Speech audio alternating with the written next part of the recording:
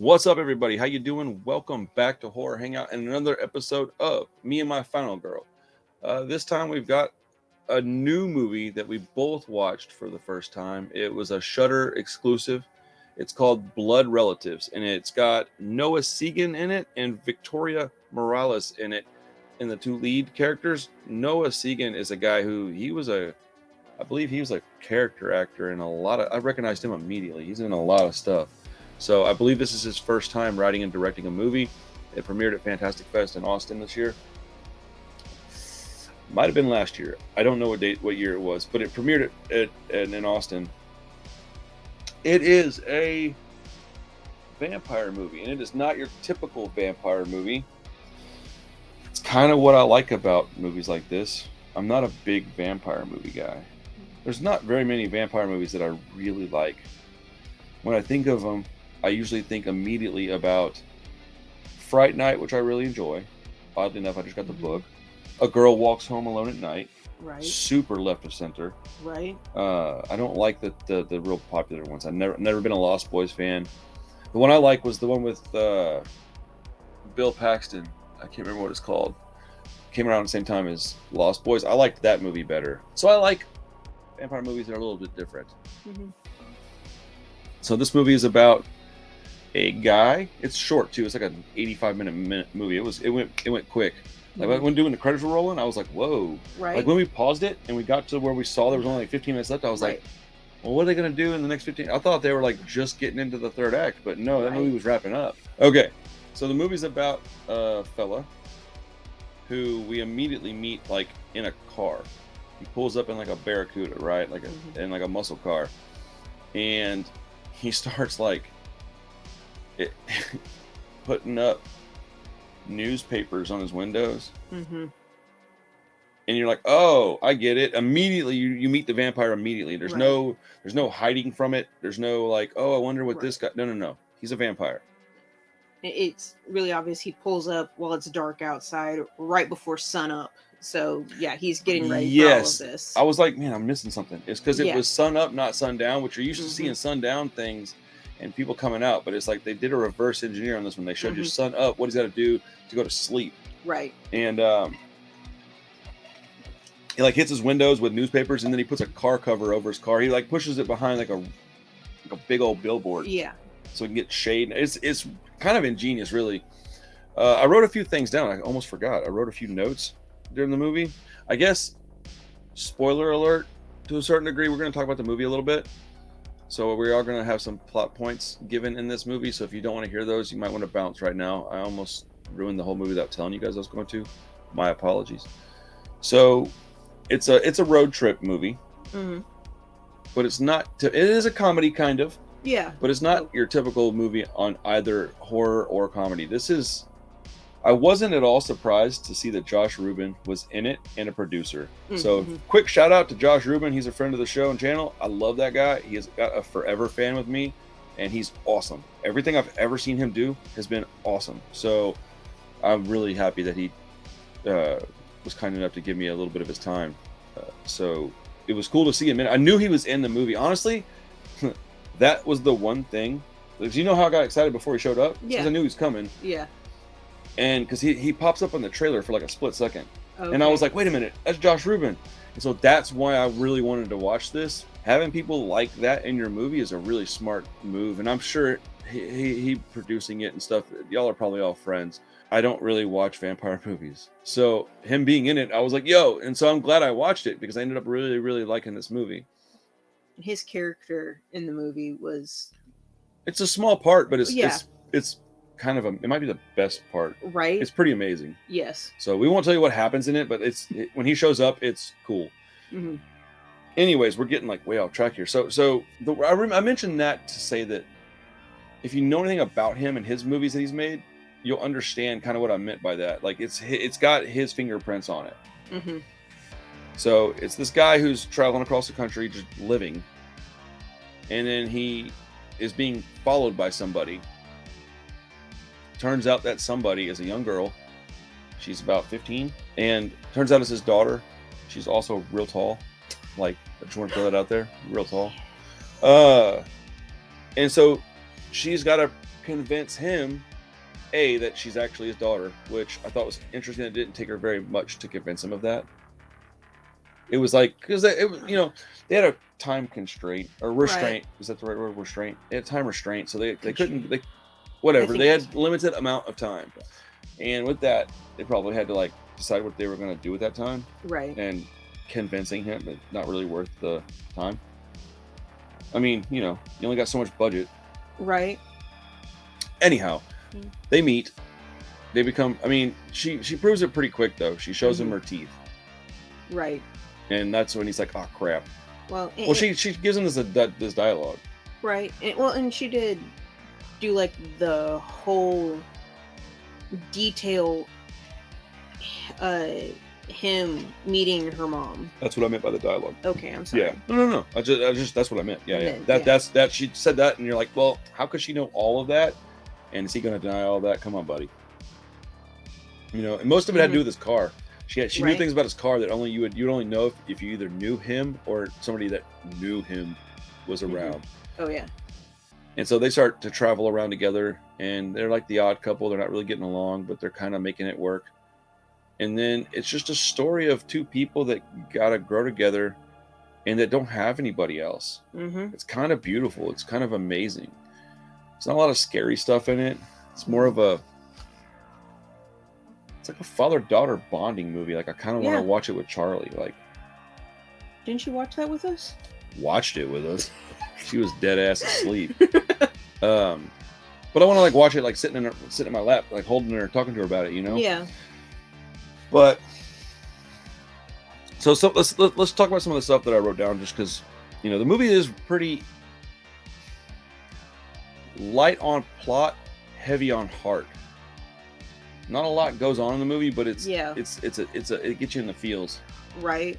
And old buddy that's in it is fantastic. Yes. He plays such a great,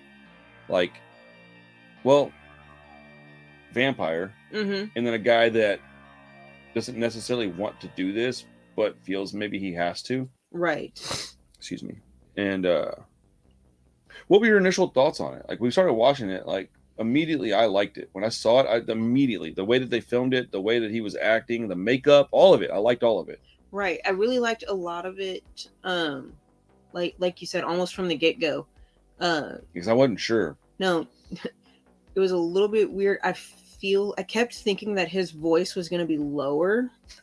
And so every time he would talk, it was like jarring. Like, you shouldn't sound like that. That was the only thing. But I really liked the movie, and I liked the girl. I love the characters. I thought it was a lot of fun. So so this is a big character study. Yes. So I want to point out a couple of things. One, when the daughter shows up, she's wearing a t-shirt that I immediately was like, yes, this stuff's important to me, man. Like, having this kind of stuff in movies, first and foremost, it's a Screeching Weasel t-shirt. That's a band. It's like a pop punk band from the 90s, right? So first and foremost, that band's just important to me, right? The guy that runs the band, whatever, he's a douche. But anyways, Ben Weasel's kind of sucks.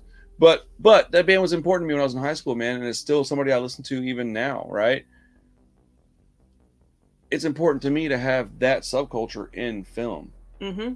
And so I feel like the people that made this movie, the actor, the director, writer guy, and people like Josh Rubin, they like good music because they're of my age group. Mm-hmm. So they like stuff that I liked. So it's interesting, man, because back when I was young, they had music that my mom and dad liked in movies, and I never really thought about it. But I'm of a subculture, so it's a little more rare that some stuff I would like would be in it. Like, you know, when Idle Hands came out and Rancid was in it, I lost my mind. Like, I was so happy, and it made me automatically like that movie a little more. Yeah. And that may be superficial or something, I don't know, but I do stand behind it. And to have it accurately portrayed. That is very important. Very important. Okay, so at one point they're getting to know each other, and he asks her if she's tried eating it all. And, you know, she's a vampire. And so she mentions that she started eating animals and varmints. And I didn't know that vampires could live on animal blood. So I think they might have played with lore a little bit here. Because at one point they're eating like raw meat to sustain it. But he does say like in it that like if he lives on that, he gets fat, he gets lethargic, he loses his hair. Like, he's like, this isn't good for me. Right. I cannot kill people, but it's not good for me. Right. I liked that. I liked that they took some liberties with this. Right. And I've seen some other stories that play with that lore of, you know, it doesn't have to be human blood. Okay. I've seen that in some other places before. Interesting. Since I don't do vampires a whole lot, I haven't heard of that. Yeah. But I was really intrigued by that. I thought that was really cool. I genuinely liked that. Sorry. No, go ahead. Bits where she's eating the raw ground beef out of the package reminded me of Santa Clarita Diet. A little bit. That is a great show on Netflix. And you know, when Drew Barrymore is trying to eat this raw meat and she just can't. Yeah, and I was half expecting the vampires to do the same thing. I like that she's eating it and she's eating with her hands and he looks down at her and he's like, "Oh, really?" And she's like, "What, are you disappointed?" And he goes, "No, get a fork." Like, it was like the dialogue in this was really clever. Oh, there's a scene where they have to burn a barn down. I'm not gonna tell you why they have to burn a barn down. Excuse me. When they burn the barn down, the way that they show you the barn burning, it's done with budget CG, but it's done probably the best way you could possibly do it. I loved it. It was done all in like reflection, so they didn't have to make it look uber realistic because it's a reflection. It's going to have weird stuff. And then they used like a rear view mirror in part of it, and then as they're driving, it turns and it shows them with the barn burning behind them. And you know how in like Pulp Fiction when Bruce Willis is driving and they have that background, it's like black and white and it's clearly not the right background. Yeah, they did like something like that. I love that stuff. So I was like, oh, I like made an audible comment that I thought it was awesome, right? Oh yeah. And then you have a comment? I thought you were going to say something. I'm trying not to talk over you. Since I have to lead these conversations, she's a much quieter person. So I'm trying to be mindful if she might have something to say. And I don't want to be like, you know, well, me, I guess. But anyways, okay. So, but yeah, it was very clever when you're doing it on a budget. I thought that was something that you really needed to acknowledge. And I absolutely, this movie, I adore this movie. I want to get a physical copy of this if I can. It's streaming on Shudder, by the way. I don't know if I said that. This movie was a very good example of how people, like literally my age, and then people 2 generations back, like half my age, think really differently, because he was saying things and she would like correct him. They didn't do it a whole lot. It wasn't overly liberal and overly PC, but she did do a couple of things where like you go, oh, okay, I get it.